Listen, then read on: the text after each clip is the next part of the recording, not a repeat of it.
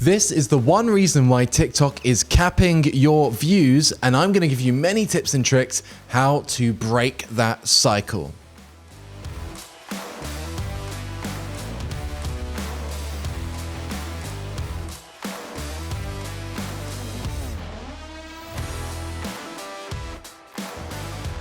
So last episode, we looked at all of the back end of TikTok, all of the statistics, all of those metrics that you can look at in order to determine if you're doing any good and how to understand them so that you can improve your content. Now, let's quickly go back over it and then highlight that one really important metric that you can break in order to get your videos to go further in TikTok than they currently are. So, in reverse order of importance, these are the statistics that you should be looking at in TikTok when assessing your performance. At the very bottom, the last thing that you should be concerned about is likes.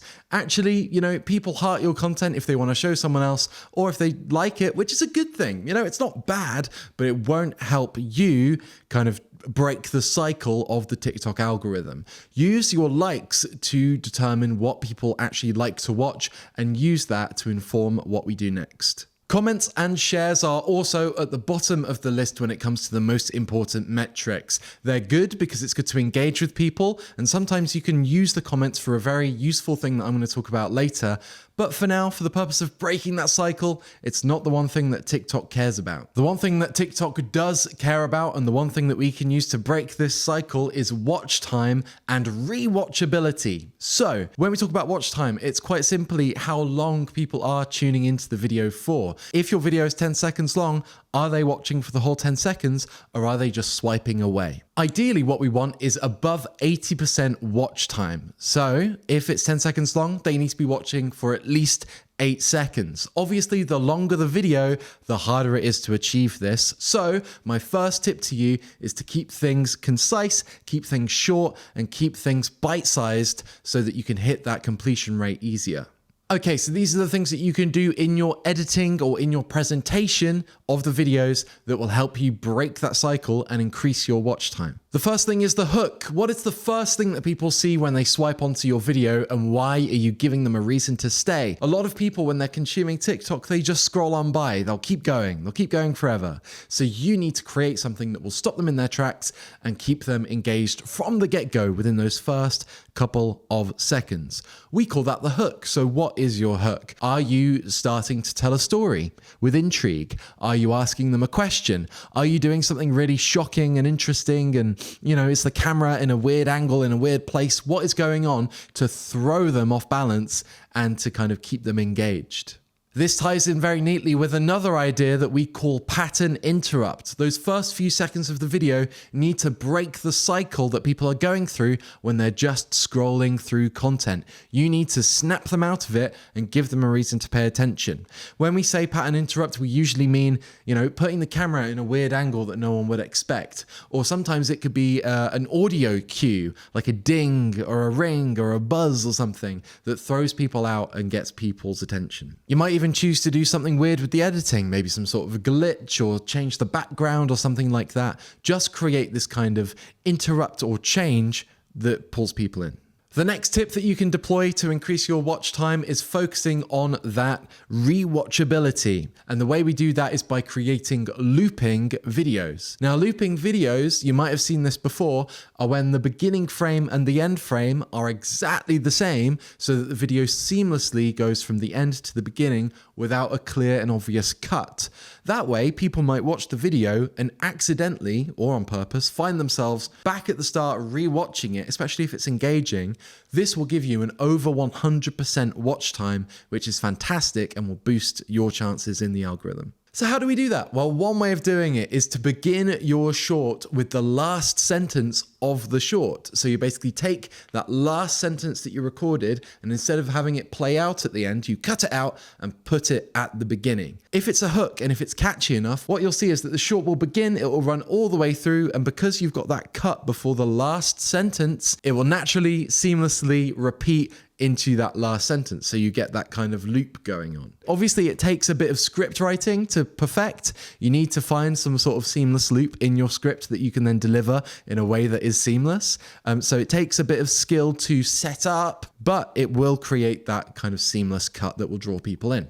The other way of doing it is by creating a loop in your movement. So maybe you begin by walking into frame and then exit by walking out of frame. And then as the video loops, you will walk in, walk out, and then walk in, walk out. And you've created that kind of movement loop that, again, will be pretty seamless. Another tip is to go hard on the editing. Obviously, if you've recorded something and it's very plain Jane and you just upload it without any kind of pizzazz, it might not do very well. You need to create intrigue, and obviously editing can help with that loop and with that hook that we've spoken about. But again, consistently good editing all the way through is key to keeping people engaged, whether that's cutting between camera angles or doing weird glitchy things or putting text on the screen, whatever it might be. Just use your editing skills to keep people engaged.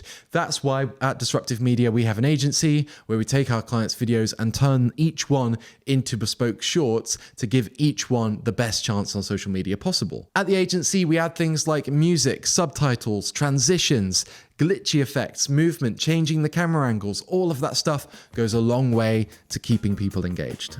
So, you want to start a podcast, but you don't know how. First of all, like and subscribe and have a look around the channel. There's lots of useful videos to help you on your way to starting, scaling, and thriving in your podcast career. Also, did you know that we run a 3-day event over here in Peterborough called the Podcast Profit System? Come join us in a room of like-minded individuals, meet the progressive team, learn how we do things, and there's a free lunch thrown in as well.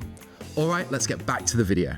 Even something as simple as a basic punch in, punch out method can go a long way as well. So you don't need masses of editing experience. You just need to know how to zoom in, zoom out to create something that's just a little bit more dynamic. And speaking of text on screen, you might want to do a video that's maybe like a bullet point list or have text slowly reveal itself so people will naturally want to try and read it, but you draw it out just long enough that you get over the threshold to keep people engaged. Obviously, you've got to think about what kind of content does well on TikTok. Usually very kind of random, pointing your phone at things, whatever, kind of gets more engagement. Using your face and eyes as well. People are naturally drawn to humans and things like that. So try and find engaging ways to create content. Normally, if someone sees a podcast set up with a microphone and, this kind of thing, you're kind of fighting against the tide here a little bit because people see a podcast, they've kind of gotten used to them by now, they kind of swipe away. So you need to find a way to really create an engaging environment